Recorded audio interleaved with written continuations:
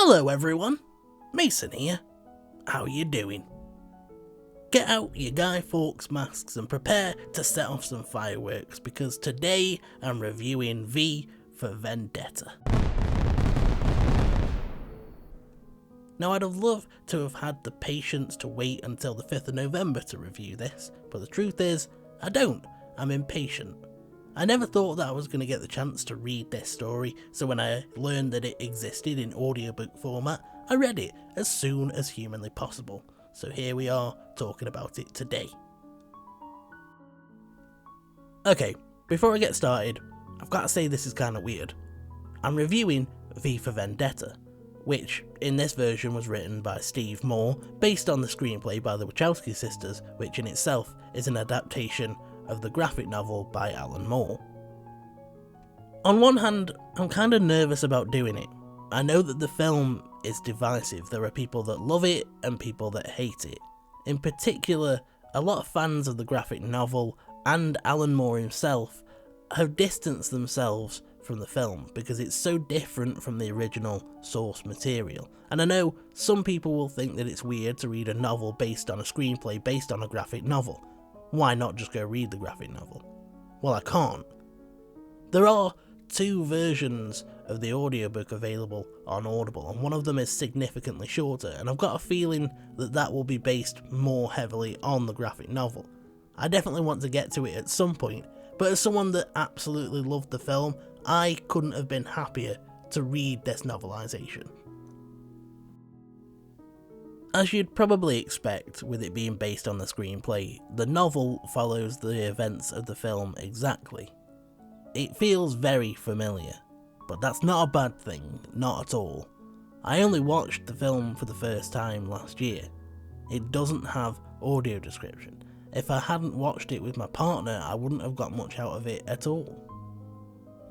As much as I appreciate it, and as happy as she is to do it, it shouldn't always be my partner's responsibility to make sure that I get enjoyment out of whatever we're watching, which is why it was nice to have this version, to experience the film again but from a fresh perspective and with far more detail.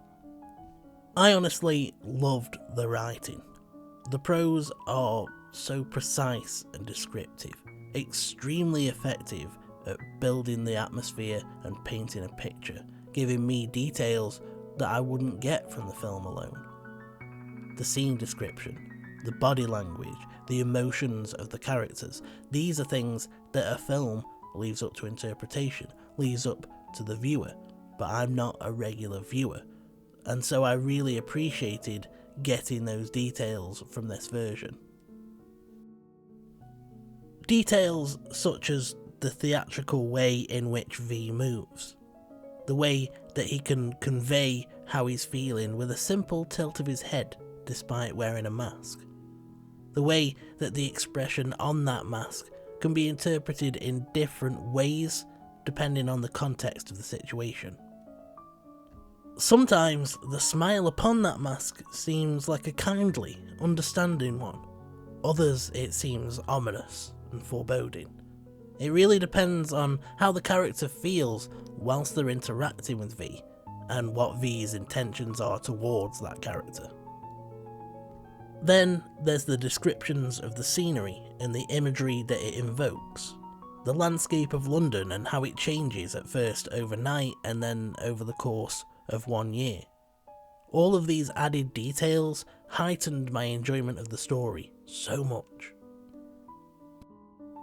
In my head, V For Vendetta and 1984 are inseparably linked.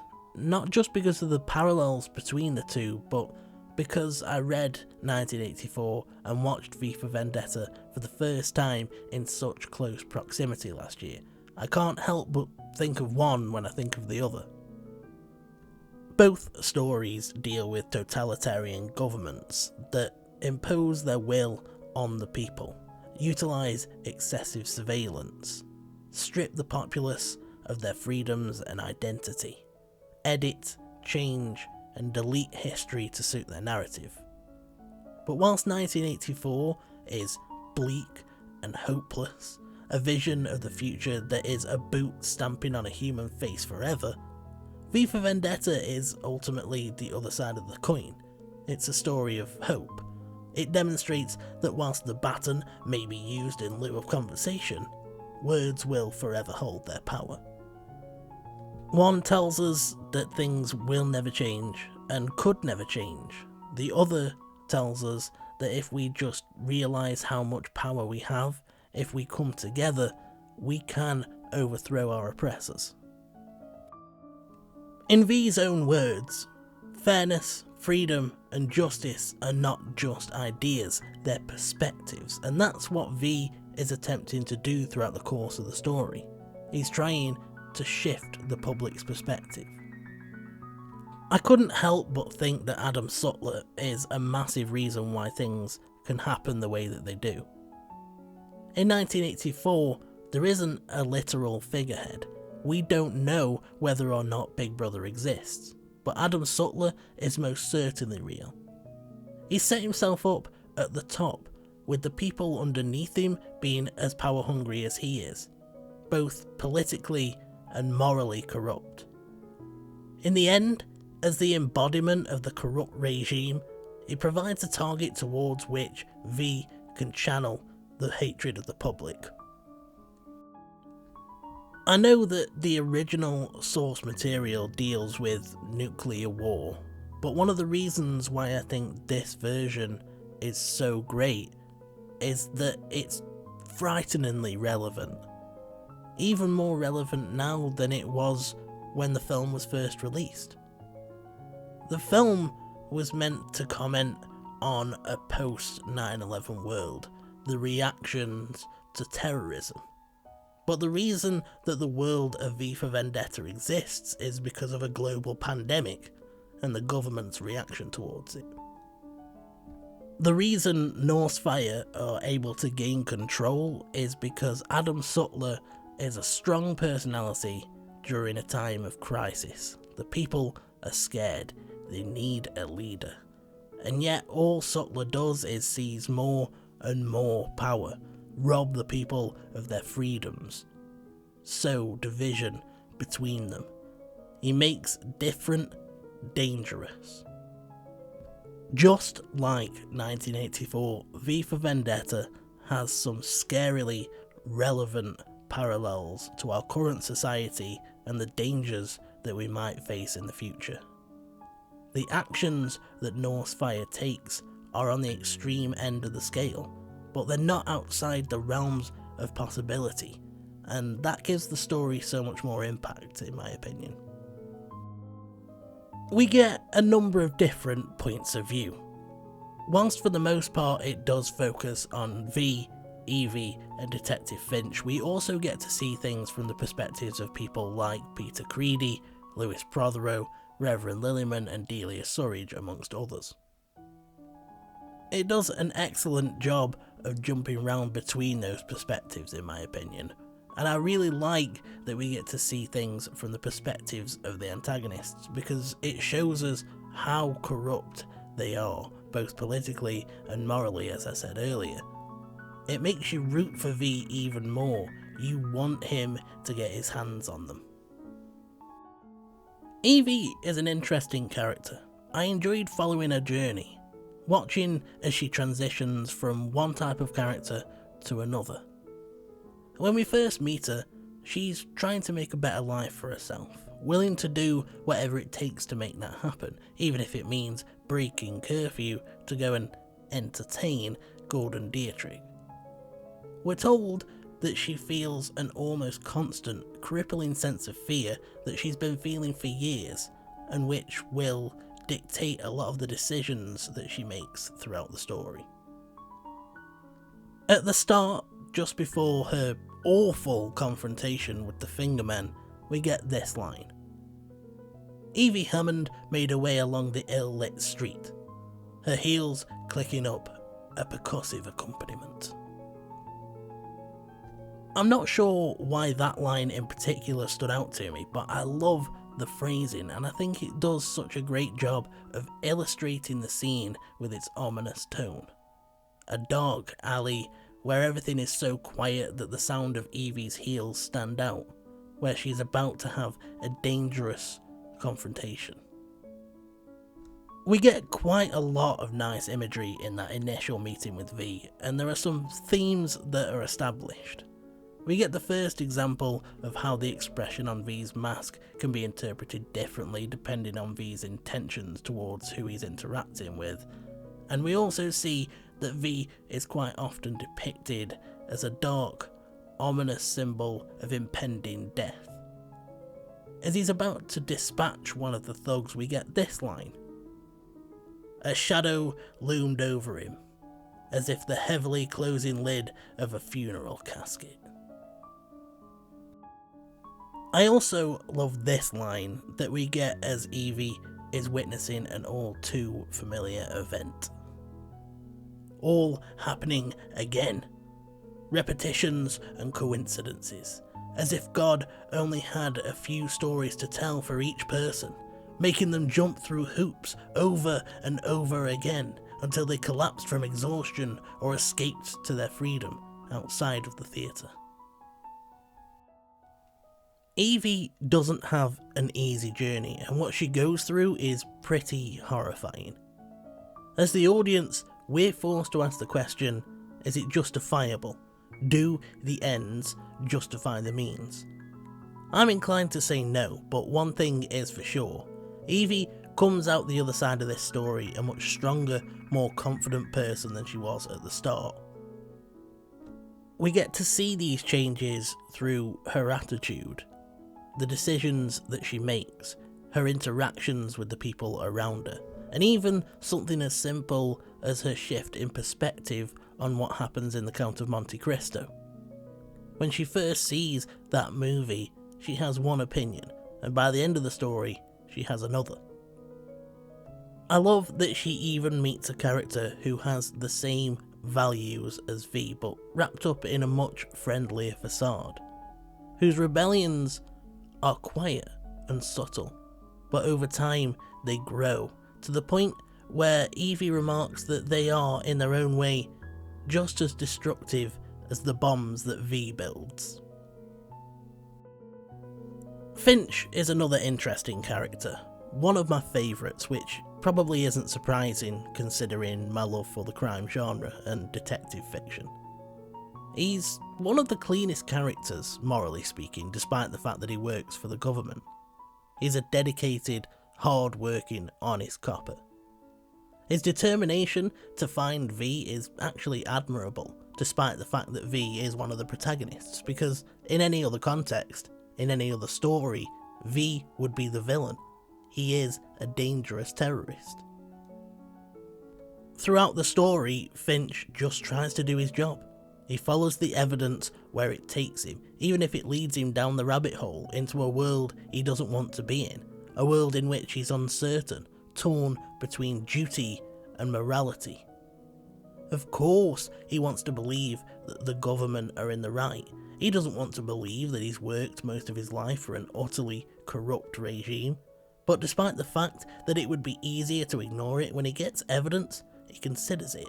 But he also never forgets the fact that he might be being manipulated by V and his particular brand of propaganda. The internal conflict that Finch feels is fascinating to me. It's human, it's relatable.